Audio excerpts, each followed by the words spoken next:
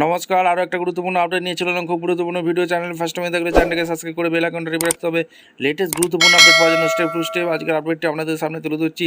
আজকে কথা বলবো পার্শ্ব শিক্ষকদের নিয়ে। পার্শ্ব শিক্ষকরা দীর্ঘদিনের বঞ্চনার শিকার।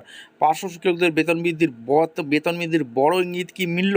বেতন বৃদ্ধি কি হতে চলেছে? সমকাজে সমবেতন কত টাকা বাড়বে? আজকের এই ভিডিওতে বিস্তারিতভাবে ব্যাখ্যা করব। চ্যানেলে ফার্স্ট টাইমে থাকলে চ্যানেলটাকে সাবস্ক্রাইব করে বেল আইকনটা টিপে রাখতে হবে। লেটেস্ট গুরুত্বপূর্ণ আপডেট পাওয়ার জন্য স্টেপ টু স্টেপ আজকের আপডেটটি তুলে ধরছি। এই প্রতিবেদনে বলছে পার্শ্ব শিক্ষকদের সাম্মানিক বৃদ্ধির ইঙ্গিত শিক্ষামন্ত্রীর।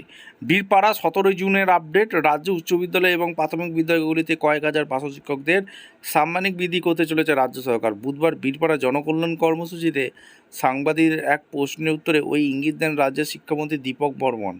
পার্শ্ব শিক্ষকদের সাম্মানিক বৃদ্ধির দাবি দীর্ঘদিনের। বর্তমানে ইপিএফ বাবদ টাকা কেটে নেওয়ার পর প্রাথমিকভাবে পার্শ্ব শিক্ষকরা 10,398 টাকা এবং উচ্চ বিদ্যালয়ের পার্শ্ব শিক্ষকরা 13,593 টাকা সাম্মানিক পান।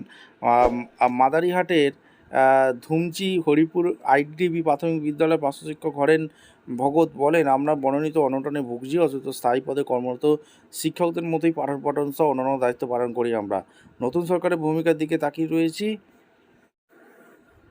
আপনাদের মতামত অবশ্যই কমেন্ট করে জানাবেন। পার্শ্ব শিক্ষকদের কি ভাগ্য পেতে চলেছে আপনারা অবশ্যই কমেন্ট করে জানাবেন। দেখা হচ্ছে কোনো পরবর্তী ভিডিও। ধন্যবাদ।